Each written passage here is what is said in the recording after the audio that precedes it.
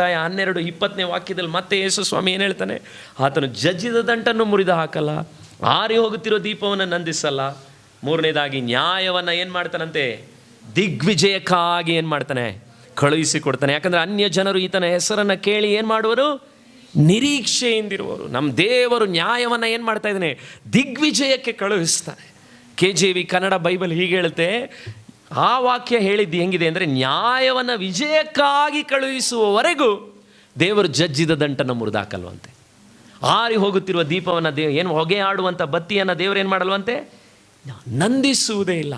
ಯಾಕೆ ದೇವರು ನ್ಯಾಯವನ್ನು ದಿಗ್ವಿಜಯಕ್ಕೆ ಕಳುಹಿಸಿಕೊಡ್ತಾನೆ ಅಂತ ನೀವು ವಾಕ್ಯದಲ್ಲಿ ನೋಡ್ತಾ ಇದ್ದೀರಾ ಅಂದರೆ, ಎಲ್ಲಿ ನ್ಯಾಯ ಇದೆಯೋ ಅಲ್ಲಿ ಮಾತ್ರನೇ ನಿರೀಕ್ಷೆ ಇರೋದು.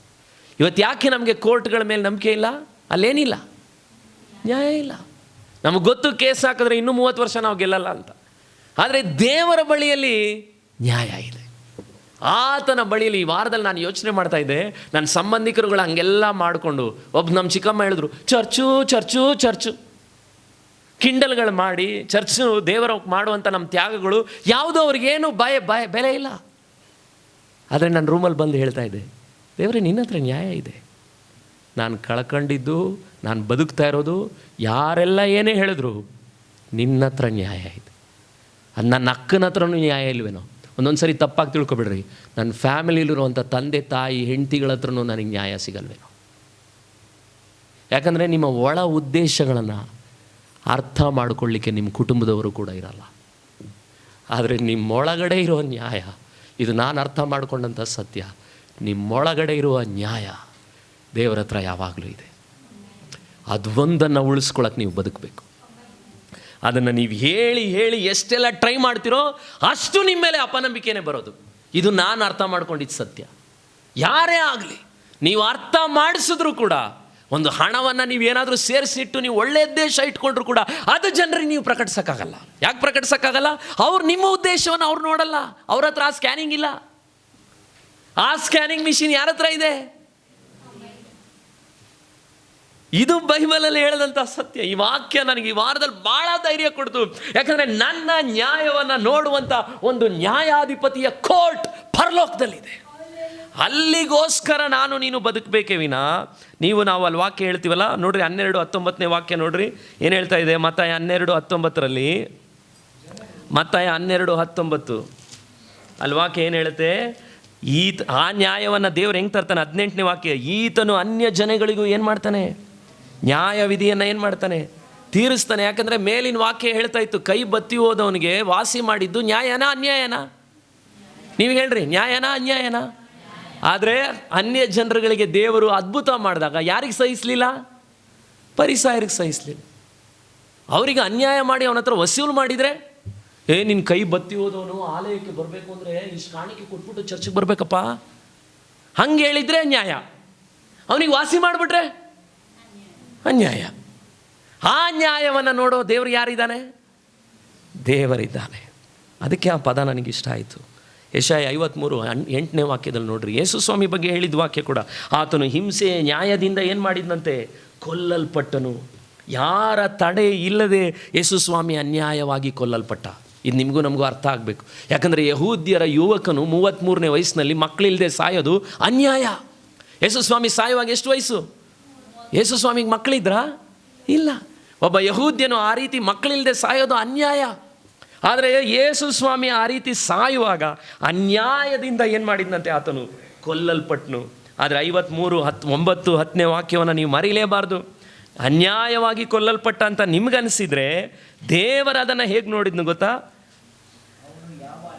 ಯಾವ ಅನ್ಯಾಯವನ್ನು ಅವನು ಮಾಡದಿದ್ರು, ಅವನ ಬಾಯಲ್ಲಿ ಯಾವ ವಂಚನೆ ಇಲ್ಲದಿದ್ದರು, ಅವನು ಸತ್ತಾಗ ದುಷ್ಟರ ಮಧ್ಯೆ ಪುಷ್ಟರ ನಡುವೆ ಅವನನ್ನು ಉಣಿಟ್ರು. ಅವನನ್ನು ಜಜ್ಜುವುದು ಯೆಹೋವನ ಸಂಕಲ್ಪವಾಗಿತ್ತು. ಆತನು ಅವನನ್ನು ವ್ಯಾಧಿಯಿಂದ ಬಾಧಿಸಿ ಹೀಗೆಂದುಕೊಂಡನು, ಇವನು ತನ್ನ ಆತ್ಮವನ್ನು ಪ್ರಾಯಶ್ಚಿತ್ತ ಯಜ್ಞಕ್ಕಾಗಿ ಒಪ್ಪಿಸಿದ ಮೇಲೆ ತನ್ನ ಸಂತಾನವನ್ನು ನೋಡುವನು, ಚಿರಂಜೀವಿ ಆಗುವನು. ದೇವರು ನೋಡ್ತಾ ಇದ್ರು, ಇವನು ಚಿರಂಜೀವಿ ಆಗ್ತಾನೆ, ಇವನು ಇವಾಗ ಸಾಯ್ತಾ ಇದ್ದಾನೆ, ಮುಂದೊಂದು ದಿವಸ ಆ ಮಗನು ಇಡೀ ಜನರುಗಳಿಗೆ ನ್ಯಾಯ ಕೊಡಲಿಕ್ಕೆ ಏನು ಮಾಡ್ತಾನೆ? ಬದುಕ್ತಾನೆ. ಅದಕ್ಕೆ ದೇವರ ಮಕ್ಕಳೇ, ಅನ್ಯಾಯಗಳು ಜರುಗಿದಾಗ ಯೇಸು ಸ್ವಾಮಿ ಮಾಡಿದಾಗೆ ನಾವು ಮಾಡಬೇಕು. ಏನು ಮಾಡಿದ್ನು? ಯೇಸು ಸ್ವಾಮಿ ಮತ್ತಾಯ 12ರಲ್ಲಿ ನೀವು ನೋಡಿದ್ರಲ್ಲ, 20ನೇ ವಾಕ್ಯದ ಓದೋಕ್ಕೆ ಮುಂಚೆ 19ನೇ ವಾಕ್ಯದಲ್ಲಿ ಯೇಸು ಸ್ವಾಮಿ ಹೆಂಗೆ ಅದಕ್ಕೆ ರಿಯಾಕ್ಟ್ ಮಾಡಿದ್ನು? 12:19, ಈತನು ಜಗಳ ಆಡುವುದಿಲ್ಲ, ಕೂಗಾಡುವುದಿಲ್ಲ, ಬೀದಿಗಳಲ್ಲಿ ಈತನ ಧ್ವನಿಯು ಏನು ಮಾಡಲಿಲ್ಲ. ಹಂಗಂದರೆ ಯೇಸು ಸ್ವಾಮಿ ಸೌಂಡ್ ಜೋರಾಗಿ ಮಾತಾಡಲಿಲ್ಲ ಅಂತ ಅಲ್ಲ ಅರ್ಥ. ಸೌಂಡಾಗೆ ಮಾತಾಡಿದ್ದು ಒಂದೊಂದು ಸರಿ, ಎಲ್ಲಿ ಕೊರಡೆಯಿಂದ ಓಡಿಸುವಾಗ ಸೌಂಡ್ ಅಲ್ಲ. ಹಿ ಡಿಂಟ್ ರಿಟ್ಯಾಲಿಯೇಟ್, ವಾಪಸ್ಸು ಅವರಿಗೆ ಪ್ರತಿಕ್ರಿಯೆ ಮಾಡಲಿಲ್ಲ. ನೀನು ನನಗೆ ಮಾಡ್ದ, ನಾನು ನಿನಗೆ ಮಾಡ್ತೀನಿ ಅನ್ನುವಂಥ ಗುಣವನ್ನು ದೇವರೇನು ಮಾಡಲಿಲ್ಲ, ಬೀದಿಗಳಲ್ಲಿ ತೋರಿಸಲೇ ಇಲ್ಲ. ಯಾಕಂದರೆ ಆತನ ಬಳಿಯಲ್ಲಿ ಒಂದು ನ್ಯಾಯ ಇದೆ. ಆ ನ್ಯಾಯವನ್ನು ದೇವರು ನೋಡ್ತಿದ್ದಾನೆ ಅನ್ನೋದು ಚೆನ್ನಾಗಿ ಗೊತ್ತು. ನೋಡ್ರಿ, ಈ ಸಭೆ ನಾನು ಸೇವೆ ಆರಂಭಿಸಿದಾಗ ನನಗೆ ಇಬ್ಬರು ಹೇಳಿದ ಮಾತನ್ನ ನಾನು ಸಾಯೋವರೆಗೂ ಮರೆಯಲ್ಲ. ಮೋಸ್ಟ್ಲಿ ಆ 2 ಮಾತು ನನ್ನೊಳಗೆ ಅವತ್ತು ಹೇಳಿದ್ರಿಂದನೇ ಏನೋ 4 ವರ್ಷ ಈ ಚರ್ಚ್ ಉಳಿದಿರೋದು. ಒಬ್ಬರು ಸೇವಕರು ನನಗೆ ಹೇಳಿದ್ರು, ಭಾಳ ದೂರದಲ್ಲಿ, ಸುಜಿತ್, ನೀನು ಏನೇ ಜನರಿಗೆ ಮಾಡಿದ್ರು ಎಲ್ಲ ಒಳ್ಳೇದು ಮಾಡು, do it all for people, but expect only from god. ಯಾರ ಹತ್ರ ಇದ್ರು ನೋಡು. ಇದು ನನ್ನ ಮೈಂಡಲ್ಲಿ ಮೊದಲನೇದಾಗಿ ಉಳ್ಕೊಂಡಿತ್ತು.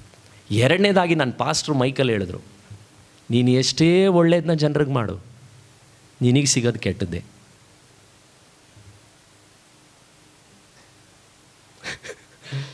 ಈ 2 ಹೇಳಿ ಡೆಡಿಕೇಟ್ ಮಾಡಿದ್ದು ನನ್ನ. ಹಾಗಾಗಿ ತಪ್ಪಾಗಿ ತಿಳ್ಕೊಬೇಡ್ರಿ ದೇವರ ಮಕ್ಕಳೇ, ಇವತ್ತು ನೀವು ಕೂಡ ಯಾಕೆ ಆಲಯಕ್ಕೆ ಬರ್ತಿದ್ದೀರಾ? ನನ್ನ ಒಳ್ಳೇದಕ್ಕೆ ಬರ್ತಿದ್ದೀರಾ? ನನ್ನನ್ನು ನನಗಾಗಿ ಪ್ರೀತಿಸ್ಲಿಕ್ಕೆ ನೀವು ಬರ್ತಿದ್ದೀರಾ? ಹುಡುಕಿದ್ರೆ ಒಂದು 2-3 ಸಿಕ್ಕಿದ್ರು ಕಡಿಮೆನೇ. ಅದು 20 ವರ್ಷದಿಂದ ನಾನು ನೋಡ್ತಾ ಇದ್ದೀನಿ. ತಪ್ಪಾಗಿ ನಿಮ್ಗೆ ಹೇಳ್ತಾ ಇಲ್ಲ. ನಿಮಗೆ ನಿಮ್ಮ ಜೀವಿತಗಳನ್ನು ಕಟ್ಕೊಳ್ಳಿಕ್ಕೆ ನೀವು ಇಲ್ಲಿ ಬರ್ತಿದ್ದೀರಾ. ಹಾಗಿದ್ರೆ ಒಬ್ಬ ಸೇವಕನಿಗೆ ನ್ಯಾಯ ಯಾವುದು? ಅವನ ಜೀವಿತಗಳಿಗೆ ಸಿಗುವಂಥ ನ್ಯಾಯ ಎಲ್ಲಿಂದ ಸಿಗುತ್ತೆ? ನೀವು ಈಸಿಯಾಗಿ ಹೇಳ್ತೀರಾ, ಸೇವಕರು ಯಾರನ್ನು ನೋಡಬೇಕು? ನೀನು ದೇವ್ರನ್ನ ನೋಡಿ ಬದುಕು ನೋಡೋಣ. ಎಷ್ಟು ಸುಲಭದ ಪದ ಗೊತ್ತಾ ಅದು? ದೇವ್ರನ್ನ ನೋಡು, ದೇವ್ರನ್ನ ನಂಬು, ದೇವ್ರ ಮೇಲೆ ಆತ್ಕೋ. ಇದೆಲ್ಲ ಯಾರಿಗೆ?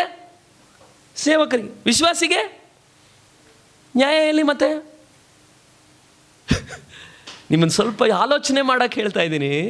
ಹಾಗಿದ್ರೆ ನಮ್ಮ ಜೀವಿತಗಳಲ್ಲಿ ಒಂದನ್ನು ನಾವು ಅರ್ಥ ಮಾಡ್ಕೋಬೇಕು.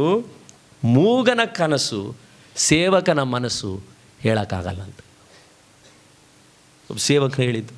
ಇದೆಲ್ಲ ನಾನು ಯಾಕೆ ಹೇಳ್ತಾ ಇದ್ದೀನಿ? ನಮ್ಮ ಜೀವಿತಗಳಲ್ಲಿ ನಮ್ಮ ನ್ಯಾಯವನ್ನು ಕಾರ್ಯ ಮಾಡುವಂಥದ್ದನ್ನು ಮಾಡ್ತಾ ಮಾಡ್ತಾ ಮಾಡ್ತಾ ಪ್ರತಿಫಲವು ಯಾರ ಕೈಯಲ್ಲಿದೆ? ನಿಮ್ಮನ್ನು ನಿರಾಶೆ ಹುಟ್ಟಿಸ್ಲಿಕ್ಕೆ ಹೇಳ್ತಾ ಇಲ್ಲ. ನಾನು ಈಗ ಮಾಡಬೇಕು, ಇನ್ನೂ ಮಾಡಬೇಕು, ದೇವರನ್ನು ನೋಡಿ ಮಾಡಬೇಕು. ಪ್ರತಿಫಲ ನನಗೆ ಯಾರ ಹತ್ರ ಇದೆ ಅನ್ನೋದನ್ನು ನಾನು ಸಭೆಯಾಗಿ ಕುಟುಂಬವಾಗಿ ಎದುರು ನೋಡಬೇಕಂದ್ರೆ ದೇವರ ಹತ್ರ ನೋಡಬೇಕು. ಆ ನ್ಯಾಯ ಯಾರ ಹತ್ರ ಇದೆ? ಪ್ರತಿ ತಿಂಗಳು ತಪ್ಪಾಗಿ ತಿಳ್ಕೊಬೇಡ್ರಿ, ನೀವು ದಶಮಾಂಶಗಳನ್ನು ಕೊಡದೇ ಹೋದಾಗಲೂ ನನ್ನ ಕಣ್ಗಳು ಯಾವಾಗಲೂ ದೇವರನ್ನು ನಂಬುತ್ತೆ. ಇದು ನಾನು ಧೈರ್ಯವಾಗಿ ಹೇಳಬಲ್ಲೆ. ಅದಕ್ಕೆ ಕೆಲವು ಸಾರಿ ನಿಮಗೆ ನಾನು ಗದರೋದು. ಯಾಕಂದರೆ ನೀವು ಕೊಡಲಿಲ್ಲ ಅಂದರೆ ಹೋದ ವಾರ ಬಂದವರು ಕೊಟ್ಬಿಟ್ಟು ಹೋದರು $1500. ನ್ಯಾಯ ಯಾರ ಹತ್ರ ಇದೆ? ತಪ್ಪಾಗಿ ಹೇಳ್ತಾ ಇಲ್ಲ ದೇವರ ಮಕ್ಕಳೇ. ನಿಮ್ಮ ಬಗ್ಗೆ ನೀವು ಕೊಡ್ತಾ ಇಲ್ಲ ಅನ್ನೋದನ್ನು ಹೇಳ್ತಾ ಇಲ್ಲ. ನನ್ನ ಜೀವಿತದಲ್ಲಿ ಒಂದನ್ನು ನಾನು ಅರ್ಥ ಮಾಡಿಕೊಂಡೆ. ಕಳೆದ 2-3 ವಾರಗಳಿಂದನೂ ನಾವು ಒಂದೊಂದು ಕಡೆ ಸೇವೆಗೆ ಹೋದಾಗ ಕೆಲವರು ಕಾಣಿಕೆ ಕೊಡಲ್ಲ. ಬಸ್ ಹತ್ತೋವಾಗ ನಾನು ಹತ್ರ ಹೇಳ್ಬಿಟ್ಟು ಒಂದು ಹತ್ತೀನಿ, ದೇವರೇ ಇಲ್ಲಿ ನನಗೆ ಸಿಕ್ಕಿಲ್ಲ, 3 ದಿವಸ ರಾತ್ರಿ ಆಗಲೂ ಪ್ರೇಯರು ಮಾಡಿದ್ದೀನಿ, ವಾಕ್ಯ ಸಿದ್ಧ ಮಾಡಿದ್ದೀನಿ. ನ್ಯಾಯ ಯಾರ ಹತ್ರ ಇದೆ? ಬಂದೇ ಬಂದಿರುತ್ತೆ. ಹಿಂಗೆ ನನಗೆ ಬರ್ತಾ ಇರೋದು. ಈ ಶರ್ಟು ನಮ್ಮ ಮಾವನಿಗೆ ನನ್ನ ಅಕ್ಕನ ಮಗಳು ಕೊಟ್ಟಿದ್ದು. ಸೈಜ್ ನಮ್ಮ ಅಪ್ಪಂಗೆ ಆಗಲಿಲ್ಲ, ಸಾರಿ ನಮ್ಮ ಅಕ್ಕನ ಮಗಳು ಗಂಡ. ನಮ್ಮ ಅಪ್ಪನ ಸೈಜ್ಗೆ ಆಗಲಿಲ್ಲ, ಯಾರಿಗಾಯ್ತು? Brand shirt. ಕೇರಳಗೆ ಹೋಗಿ ದೇವ್ರು ನನಗೆ ಬಟ್ಟೆ ಕೊಡಿಸ್ತೀನಿ. ನೀವು ಕೊಡ್ತಾ ಇಲ್ಲ ಅಂತೆಲ್ಲ ಹೇಳ್ತಾರೆ. ನನಗೆ ಇದೇ ರೀತಿಯೇ ಬರೋದು. ಒಂದೊಂದು ಸರಿ ನನಗೆ ಬರಲ್ಲ. ಆವಾಗ ದೇವರು ನನಗೆ ಹೇಳ್ತಾರೆ, ಈ ವರ್ಷ ಈ ತಿಂಗಳು ಯಾಕೆ ಅವ್ರನ್ನ ನೋಡಿದೆ ನೀನು? ಇದು ನಡೆಯುತ್ತೆ, ನನ್ನೊಳಗೆ ಹೋರಾಟ ಆಗುತ್ತೆ. ಈ ತಿಂಗಳು ಯಾಕೆ ಅವ್ರನ್ನ ಹಾತ್ಕೊಂಡೆ? ಈ ತಿಂಗಳು ಯಾಕೆ ಇವ್ರನ್ನ ನೋಡಿದೆ? ನೋಡಬೇಡ. ಅವಾಗೆಲ್ಲ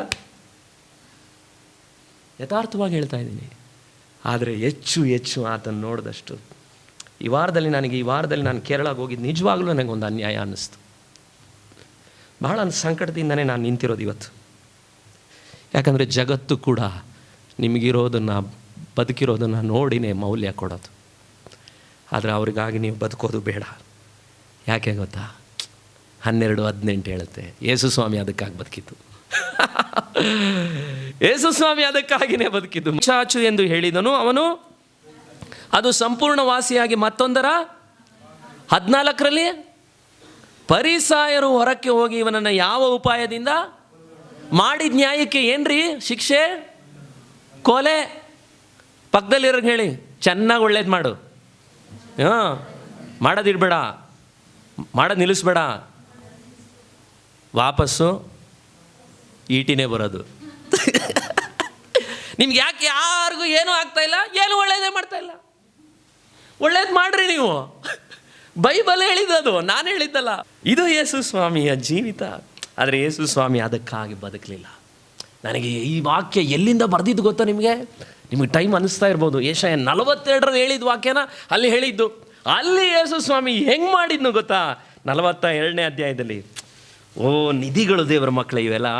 42:2 ಹೇಳುತ್ತೆ, ಇವನು ಕೂಗಾಡುವುದಿಲ್ಲ, ಆರ್ಭಟಿಸುವುದಿಲ್ಲ, ಬೀದಿಗಳಲ್ಲಿ ಇವನ ಧ್ವನಿಯು ಕೇಳಿಸುವುದೇ ಇಲ್ಲ. ಜಜ್ಜಿದ ದಂಟನ್ನು ಮುರಿದು ಹಾಕದೆ, ಕಳೆಗುಂದಿದ ದೀಪವನ್ನು ನಂದಿಸದೆ, ಸದ್ಧರ್ಮವನ್ನು ಪ್ರಚುರಪಡಿಸಿ, ಯೆಶಾಯ 42 ಸಿದ್ಧಿಗೆ ತರುವನು. ಲೋಕದಲ್ಲಿ ಸದ್ಧರ್ಮವನ್ನು ಸ್ಥಾಪಿಸುವ ತನಕ ಈತನ ಏನು ಮಾಡಲ್ಲ? ಕಳೆಗುಂದಲ್ಲ. ಹಲ್ಲೆಲೂಯಾ. ನಿಮ್ಮ ಪಾಸ್ಟ್ರು ಹಂಗೇನೆ ಹೇಳಿದ್ದು, ಯಾರೇನು ಕೊಡಲಿ ಕೊಡದೇ ಇರಲಿ, ಕಳೆಗುಂದದೆ ಮಾಡ್ತೀನಿ. ಯಾಕೆ ಮಾಡಬೇಕು? ನ್ಯಾಯವನ್ನು ಸ್ಥಾಪಿಸುವ ದೇವರಿದ್ದ, ನ್ಯಾಯವನ್ನು ಸ್ಥಾಪಿಸುವ ದೇವರಿದ್ದಾನೆ. ಮತ್ತೆ ಕೆಳಗಡೆ ವಾಕ್ಯ ಹೇಳುತ್ತೆ, ಜಜ್ಜಿ ಹೋಗದೆಯು ತನ್ನ ಕಾರ್ಯದಲ್ಲಿ ಏನಾಗಿರುವನು? ನಿರತನಾಗಿರುವನು. ವಾವ್, ಹಂಗೆಲ್ಲ ಅವ್ರು ಮಾಡಿಬಿಟ್ರು ಅಂದಿದ ತಕ್ಷಣ ಮುಂದಿನ ವಾರ ನಾನೇನು ಕಾರ್ ತಗೊಳ್ಳಲ್ಲ, ಟ್ರೈನಲ್ಲಿ ನಿರಂತರವಾಗಿ ಹೋಗ್ತೀನಿ. ನಾನು ಹೆಂಡತಿ ಮಕ್ಕಳನ್ನ ಕರ್ಕೊಂಡು. ನನ್ನ ಹೆಂಡತಿಗೂ ಇತ್ತೀಚೆಗೆ ತುಂಬ ಕಷ್ಟ. ಟ್ರೈನ್ ಬಿಟ್ಟರೆ ಯಾವುದೂ ಇಳಿಸ್ತಾ ಇಲ್ಲ ಅವಕ್ಕೆ. ನನ್ನ ಮಕ್ಕಳಿಗೂ ಹಂಗೆ ಆಗ್ಬಿಟ್ಟು, ನಿರಂತರವಾಗಿ ಹೋಗುವೇನು, ಕಳೆಗುಂದದೆ ಹೋಗುವೇನು, ಮುಂದೆ ಸಾಗುವೇನು. ಯಾಕೆ ದೇವರ ಮಕ್ಕಳೇ, ಯಾಕೆ ನಾವು ಮುಂದೆ ಹೋಗಬೇಕು? ನ್ಯಾಯ ದೇವರ ಬಳಿಯಲ್ಲಿದೆ. ಆದರೆ ಒಬ್ಬರನ್ನ ಇಷ್ಟಪಡಿಸ್ಲಿಕ್ಕೆ ನೀವು ಮಾಡಬೇಕು. ನೀವು ಬದುಕೋದು ಒಬ್ಬ ಆಡಿಯನ್ಸ್ಗೋಸ್ಕರ ಇರಬೇಕು. ಒಂದು ಕಡೆ ಒಬ್ಬಳು ಭಾಳ ಚೆನ್ನಾಗಿ ಒಬ್ಬ ವ್ಯಕ್ತಿ ವಯಲಿನ್ ನುಡಿಸ್ತಾ ಇದ್ದ. ಭಾಳ ಚೆನ್ನಾಗಿ ವಯಲಿನ್ ನುಡಿಸ್ತಾ ಇದ್ದ. ಅವನು ನುಡಿಸ್ತಾ ಇದ್ದಾಗ ಜನರೆಲ್ಲರೂ ಚಪ್ಪಾಳೆ ತಟ್ಟಿದ್ರು. ಆದರೆ ಅವನು ಮಾತ್ರ ಮುಖದಲ್ಲಿ ಬಟ್ಟೆ ಹಾಕ್ಕೊಂಡು ಅಳ್ತಾನೆ ಇದ್ದ. ಜೋರಾಗಿ ಅಳ್ತಾ ಇದ್ದ.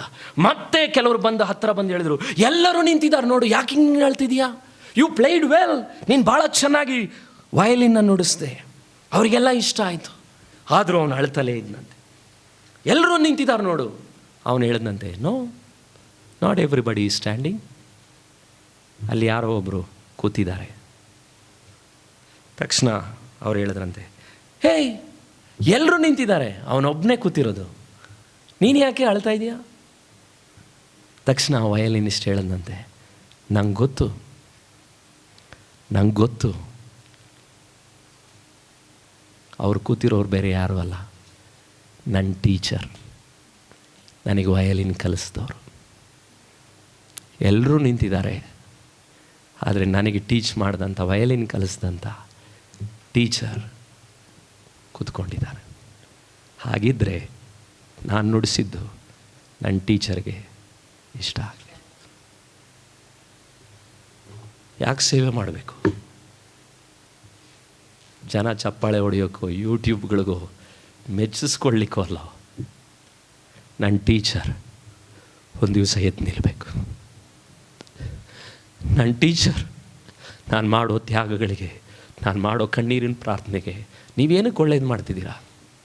ಯಾರನ್ನ ಮೆಚ್ಚಿಸ್ಲಿಕ್ಕೆ ಮಾಡ್ತಿದ್ದೀರಾ?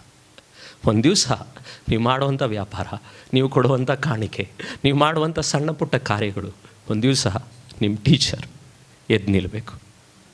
ನಿಮ್ಮನ್ನು ಉಂಟು ಮಾಡಿದ ಆ ನಿರ್ಮಾಣಿಕನು ನಿಮ್ಮ ಲೈಫ್ನ ನೋಡಿ ಎದ್ದು ನಿಲ್ಲಿಲ್ಲ ಅಂದರೆ, ನಾನು ಬರೆದಿದ್ದೀನಿ ದೇವರ ಮಕ್ಕಳೇ, ಲೋಕವನ್ನೆಲ್ಲ ಇಷ್ಟಪಡಿಸಿ ಆತನನ್ನು ನೀವು ಮೆಚ್ಚಿಸದೇ ಇದ್ದರೆ ನಿನಗೇನು ಲಾಭ ಇಲ್ಲ. ಮತ್ತೊಂದು ಸರಿ ಹೇಳ್ತೀನಿ ಕೇಳಿ, ಲೋಕವನ್ನೆಲ್ಲ ಮೆಚ್ಚಿಸಿ. ಅದಕ್ಕೆ ಈ ವಾರದಲ್ಲಿ ನನ್ನ ಮಗನನ್ನು ಅವ್ರಿಗೆ ಕರೆದ್ರು, ಕಾಲಿಗೆ ನೀರು ಹಾಕಬೇಕು. ನೋ, ನನ್ನ ಮಗ ಸೇವಕನ ಮಗ, ನೀರು ಹಾಕೋದು ಸಂಪ್ರದಾಯಗಳಿಗೆ ನಾನು ಬಿಡಲ್ಲ. ಲೋಕ ವಿರೋಧ ಆಗಲಿ, ಮುಖ ಸಣ್ಣದಾಗಲಿ ಇಲ್ಲ, ನೋ ಪ್ರಾಬ್ಲಮ್. ನಾನು ನನ್ನ ಟೀಚರ್ನ ಮೆಚ್ಚಿಸ್ಲಿಕ್ಕೆ, ರಕ್ತ ಕೊಟ್ಟಂಥ ಸ್ವಾಮಿನ ಮೆಚ್ಚಿಸ್ಲಿಕ್ಕೆ ಬರ್ತಿರೋ ನಾನು. ನನ್ನ ಮಕ್ಕಳನ್ನು ಉಳಿಸಿರೋದು ನನ್ನ ಸ್ವಾಮಿಯನ್ನು ಮೆಚ್ಚಿಸ್ಲಿಕ್ಕೆ, ಲೋಕವನ್ನು ಮೆಚ್ಚಿಸ್ಲಿಕ್ಕಲ್ಲ. ಎಲ್ಲಿ ನೀವು ಎಲ್ಲಿ ನಿಂತಿದ್ದೀರಾ ಅನ್ನೋದನ್ನ ಅಂಥ ಸ್ಥಳಗಳಲ್ಲಿ ನೀವು ತೋರಿಸ್ಬೇಕು. ಸಿನಿಮಾ ಹಾಡನ್ನ ನಾನು ಕೇಳಲ್ಲ, ಅಲ್ಲ ಅವ್ರು ಪಾರ್ಟಿ ಮಾಡಿದ್ರೆ ನಾನು ಆಚೆ ಇರಬೇಕು. ಬಿಕಾಸ್ ನನ್ನ ಫ್ಯಾಮಿಲಿಯವ್ರಿಗೂ ಸೇರಿ ಹೇಳ್ತಾ ಇದ್ದೀನಿ ಇವತ್ತು, ಯಾರನ್ನು ಮೆಚ್ಚಿಸ್ತಿದ್ದೀರಾ ನೀವು? ಸ್ವಾಮಿಯನ್ನು ಮೆಚ್ಚಿಸ್ಬೇಕು ಮಕ್ಕಳ. ನನ್ನ ತಂದೆ ತಾಯಿಗೂ ನನ್ನ ಹೆಂಡತಿಗೂ ಸೇರಿ ಹೇಳ್ತಾ ಇದ್ದೀನಿ, ಸ್ವಾಮಿಯನ್ನು ಮೆಚ್ಚಿಸ್ರಿ. ನೀವೆಲ್ಲರನ್ನ ಮೆಚ್ಚಿಸಿ, ಕುಟುಂಬದವರನ್ನು ಮೆಚ್ಚಿಸಿ, ಆತನನ್ನು ಮೆಚ್ಚಿಸದೇ ಇದ್ರೆ ಯಾರನ್ನು ಮೆಚ್ಚಿಸಿ ಏನು ಪ್ರಯೋಜನ ನಿಮಗೆ? ದುಂದೌತಣಗಳು ಲೋಕದ ಹಾಡುಗಳಲ್ಲಿ ಎಂಜಾಯ್ ಮಾಡಿದ್ರೆ ನೀವು ಸ್ವಾಮಿಯನ್ನು ಮೆಚ್ಚಿಸ್ತಿದ್ದೀವ? ಒಂದು ವೇಳೆ ಲೋಕವೆಲ್ಲ ನಿಮಗೆ ಎದುರಾದರೂ ಆತನನ್ನು ನೀವು ಮೆಚ್ಚಿಸಿದರೆ ನಿಮಗೆ ಯಾವುದೇ ನಷ್ಟ ಇಲ್ಲ. ಏನೂ ಕಳ್ಕೊಳ್ಳಲ್ಲ ನೀವು. ಯಾಕಂದರೆ ನಿಮಗೋಸ್ಕರ ಒಬ್ಬನ ಒಂದು ದಿವಸ ಎದ್ದು ನಿಲ್ತಾನೆ. ಕಣ್ಗಳನ್ನು ಮುಚ್ಚಿ ಇವತ್ತಿದನ್ನು ಕಣ್ಣೀರಿನಿಂದ ಭಾರದಿಂದ ಹೇಳ್ತಿದ್ದೀನಿ, ದೇವರ ಮಕ್ಕಳೇ, ನಮ್ಮನ್ನು ರಕ್ತ ಸುರಿಸಿ ರಕ್ಷಿಸಿದಂಥ ದೇವರನ್ನು ನಾವು ಮೆಚ್ಚಿಸಬೇಕು. ಒಂದು ವೇಳೆ ನೀವೆಲ್ಲರನ್ನ ಇವತ್ತು ಮೆಚ್ಚಿಸಿ ಆ ಟೀಚರ್ ಕೆಳಗಡೆ ದುಃಖದಿಂದ ಕುಳಿತರೆ ನೀವು ಮಾಡಿದ್ದೆಲ್ಲ ವ್ಯರ್ಥ. ನನ್ನ ಹೃದಯ ಭಾಳ ಒಡೆಯಲ್ಪಟ್ಟಿದೆ. ಅದಕ್ಕೆ ಕಾರಣ ಇವತ್ತು ಸ್ವಾಮಿಯನ್ನು ಸ್ವಾಮಿಗಾಗಿ ಪ್ರೀತಿಸೋರಿಲ್ಲ. ಜಜ್ಜಿದ ದಂಟನ್ನು ಮುರಿದು ಹಾಕದೆ, ಆರಿ ಹೋಗುತ್ತಿರುವ ದೀಪವನ್ನು ನಂದಿಸದೆ, ನ್ಯಾಯವನ್ನು ದಿಗ್ವಿಜಯಕ್ಕೆ ಕಳುಹಿಸಿದೆ. ಮನ ತಿರುಗರಿ ದೇವರ ಮಕ್ಕಳೇ. ನೀವು ಕೊಡುವುದು, ನೀವು ಬದುಕೋದು ಆ ಒಬ್ಬ ಟೀಚರ್ ಎದ್ದು ನಿಲ್ಲುವ ಹಾಗೆ ಮಾಡಬೇಕು. ಆತನ ಹತ್ರ ನ್ಯಾಯ ಇದೆ, ಆತನು ನ್ಯಾಯವನ್ನು ಬೆಳಕಿಗೆ ತರ್ತಾನೆ. ಒಂದು ವೇಳೆ ನೀವು ಮಾಡ್ತಾ ಇರುವಂಥ ಸಂಗತಿಗಳು, ನಾನು ಮಾಡ್ತಾ ಇರುವಂಥ ಸಂಗತಿಗಳು ಆತನನ್ನು ಮೆಚ್ಚಿಸದೆ ಲೋಕವನ್ನು ಮೆಚ್ಚಿಸಿದರೆ ಏನೂ ಲಾಭ ಇಲ್ಲ. ಹೃದಯದ ಆಳದಿಂದ ಹೇಳ್ತೀರಾ ಇವತ್ತು ಬೆಳಗ್ಗೆ, ಸ್ವಾಮಿ ನಿನ್ನನ್ನು ನಾನು ಪೂರ್ಣ ಮನಸ್ಸಿಂದ ಪ್ರೀತಿಸ್ಬೇಕು. ನನಗೆ ನನ್ನ ಮನೆ, ಮಕ್ಕಳು, ಸಭೆ ನಿಮ್ಮನ್ನೆಲ್ಲ ನೆನೆಸುವಾಗ ಒಂದೇ ಒಂದು ಆಸೆ, ನೀವೆಲ್ಲರೂ ನಾನು ಕೂಡ ಪೂರ್ಣ ಮನಸ್ಸಿನಿಂದ ಆತನನ್ನು ಪ್ರೀತಿಸ್ಬೇಕು. ಅದು ಬರೀ ಬಾಯಲ್ಲಿ ಬರೋ ಮಾತಲ್ಲ, ನಮ್ಮ ಜೀವಿತದ ಸನ್ನಿವೇಶಗಳು ಬರುವಾಗ ಆತನಿಗಾಗಿ ನಿಲ್ಲಬೇಕು. ನೀವು ಹೇಳ್ತೀರಾ, ಎದ್ದು ನಿಂತೆಲ್ಲರೂ ಒಂದು ನಿಮಿಷ ಹಾಡನ್ನು ಮತ್ತೊಮ್ಮೆ ಹೃದಯದ ಆಳದಿಂದ ಹೇಳ್ತೀರಾ, ನಿನ್ನನ್ನೇ ನಾನು ಪೂರ್ಣ ಮನಸ್ಸು ಪ್ರೀತಿಸುವೆ ದಿನವು, ನನ್ನ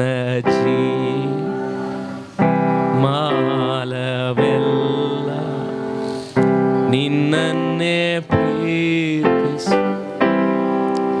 ಎಲ್ಲರೂ ಕೈಗಳನ್ನು ಎತ್ತಿ, ನಿನ್ನನ್ನೇ ನಾನು ಪೂರ್ಣ ಮನಸ್ಸಿಂದ ಪ್ರೀತಿಸುವೆ ದಿನವು. ಆತನು ಕಳೆಗೊಂದಲಿಲ್ಲ. ಓ, ಆತನು ಸೋತು ಹೋಗಲೇ ಇಲ್ಲ. ನ್ಯಾಯವನ್ನು ಸ್ಥಾಪಿಸುವವರೆಗೂ ಕೈಗಳನ್ನೆತ್ತಿ ಹೇಳ್ರಿ, ದೇವರೇ, ಜಜ್ಜಿ ಹೋಗಿದ ದೀಪವನ್ನು, ಆ ದಂಟನ್ನು ಆರಿಸದೆ, ಮುರಿದು ಹಾಕದೆ ಆರಿ ಹೋಗುತ್ತಿರುವ ದೀಪವನ್ನು ನಂದಿಸದೆ ನ್ಯಾಯವನ್ನು ದಿಗ್ವಿಜಯಕ್ಕೆ ಕಳುಹಿಸ್ತಾನೆ. ಒಂದು ದಿವಸ ಕಳೆಗುಂದದೆ ಒಳ್ಳೆಯ ಕಾರ್ಯಗಳನ್ನು ನಿರತವಾಗಿ ನಾವು ಮಾಡೋಣ. ಅದು ನಮ್ಮ ಟೀಚರನ್ನು ಮೆಚ್ಚಿಸ್ಲಿಕ್ಕೆ ನಾವು ಮಾಡೋಣ. ಎಲ್ಲ ಮಹಿಮೆ ನಿನಗುಂಟಾಗಲಿ ಯೇಸುವಿನ ನಾಮದಲ್ಲಿ.